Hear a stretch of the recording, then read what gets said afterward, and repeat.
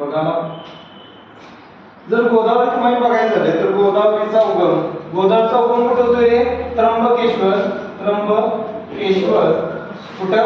नाशिक. त्र्यंबकेश्वर नाशिक. ठीक आहे.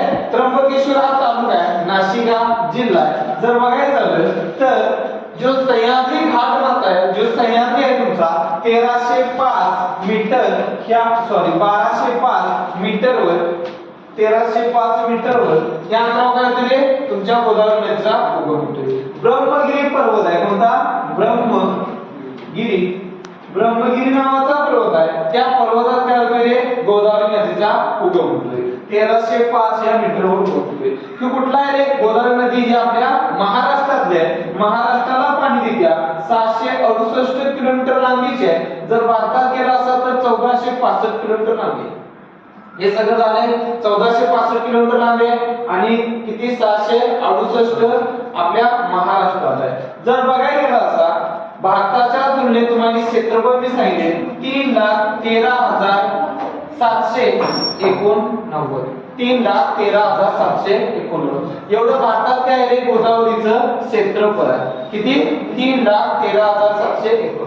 जर महाराष्ट्रात बघा तर 1,53,779 एवढं काय रे? क्षेत्रफळ. म्हणजे भारताच्या किती टक्के क्षेत्रफळ आपले गोदावरी?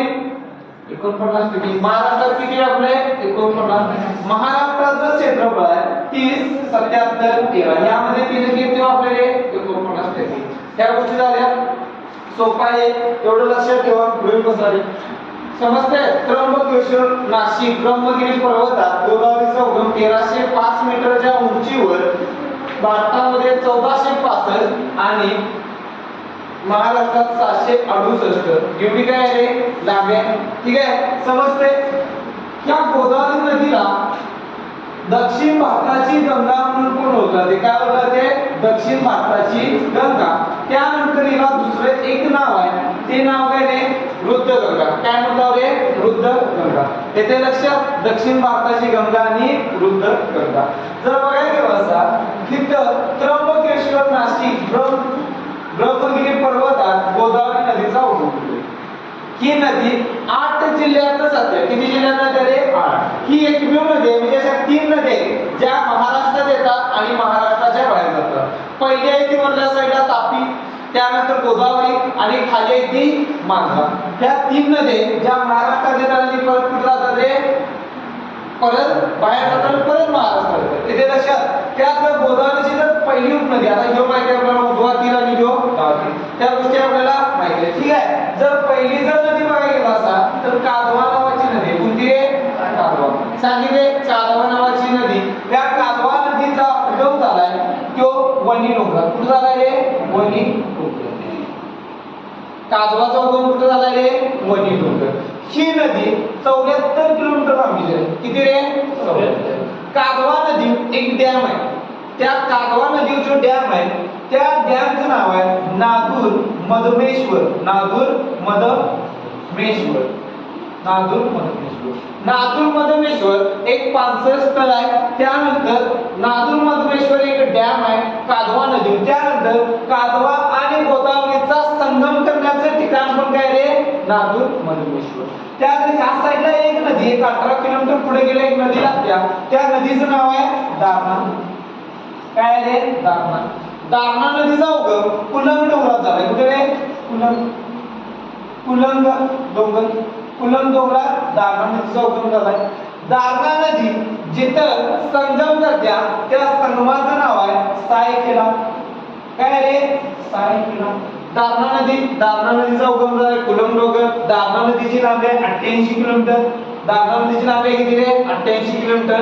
जिथं गोदावरीचा संगम करते त्याचं नाव आहे सायखेडा. ठीक आहे. त्याच्या लगेच कादवाच्या वरल्या साईडला मोस्ट इम्पॉर्टंट नदी 110 किलोमीटरची, त्या नदीचं नाव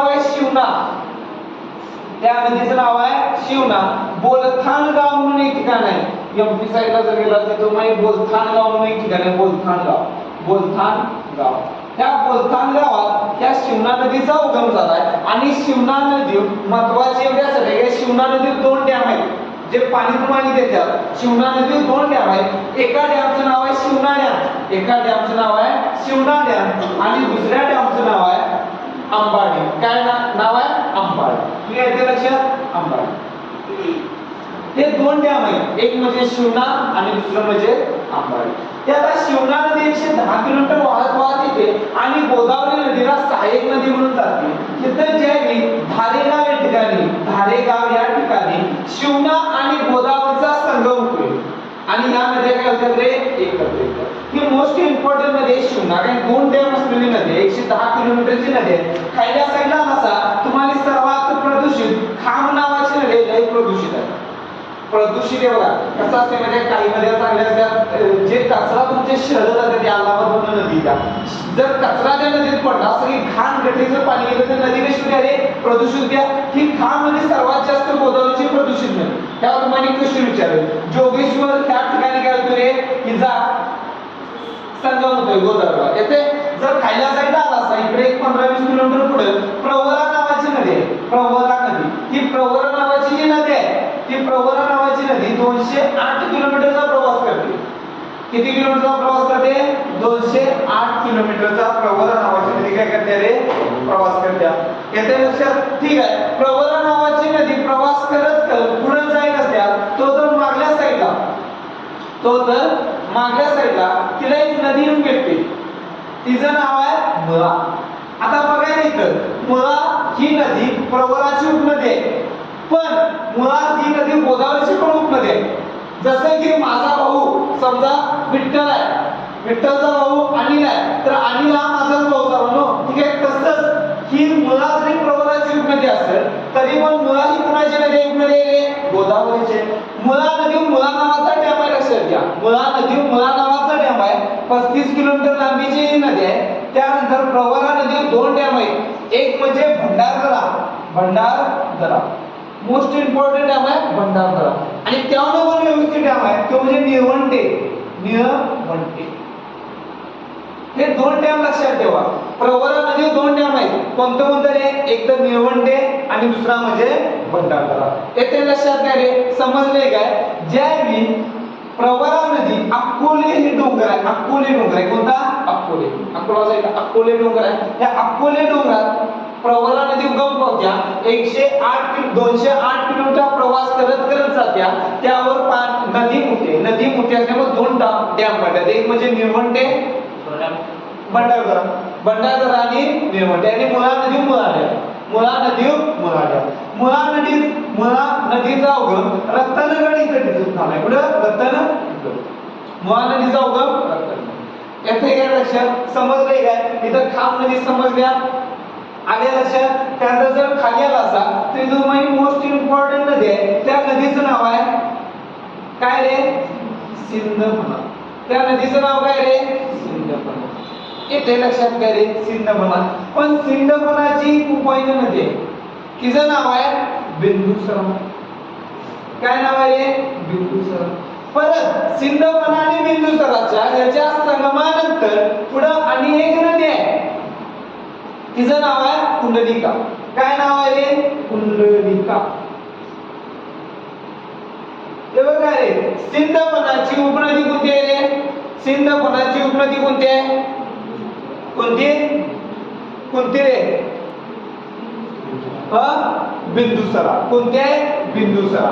त्यानंतर परत सिंधफणाची अनेक उपनदी कोणती आहे रे? कुंडलिका. एवढं लक्षात ठेवा रे की एक नाही बाबा, सिंधफणाला 2 उपनद्या आहेत, एक म्हणजे बिंदुसरा आणि दुसरी म्हणजे कुंडलिका. दोन्ही पण महत्त्वाची नदी आहेत आणि ह्या गोदावरीच्या पण काय रे? उपनद्या आहेत. जर बघायला गेला असा तर सिंधफणा तुमची 122 किलोमीटर जाते. किती? 122.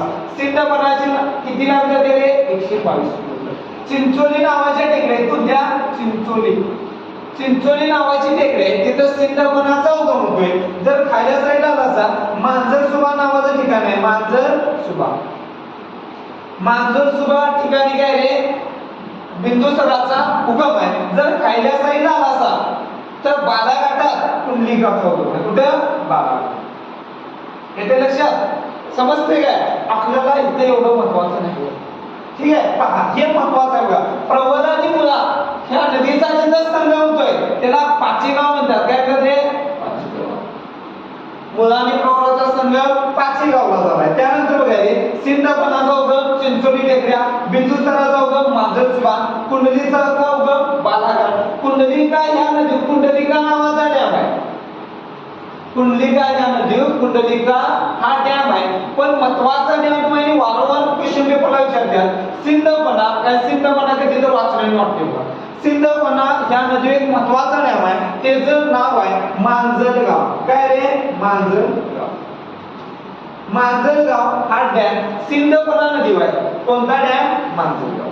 येते लक्षात मांजरगाव कोणत्या नदीवर आहे डॅम कोणत्या सिंदफणा. त्यानंतर जर खाली तुम्ही आलासा परत तर तुम्हाला इथं महत्वाची नदी आहे ती म्हणजे सरस्वती. कोणती आहे सरस्वती. आता सरस्वती नद्या ही नाही एक उत्तराखंड मध्ये येत्या ज्यावेळी भीमानं पूल पार केला त्यावेळी ती नदी दिसल्या फक्त 12 किलोमीटर ती नदी दिसते सरस्वती. त्यानंतर आपल्या कोल्हापूर मध्ये पण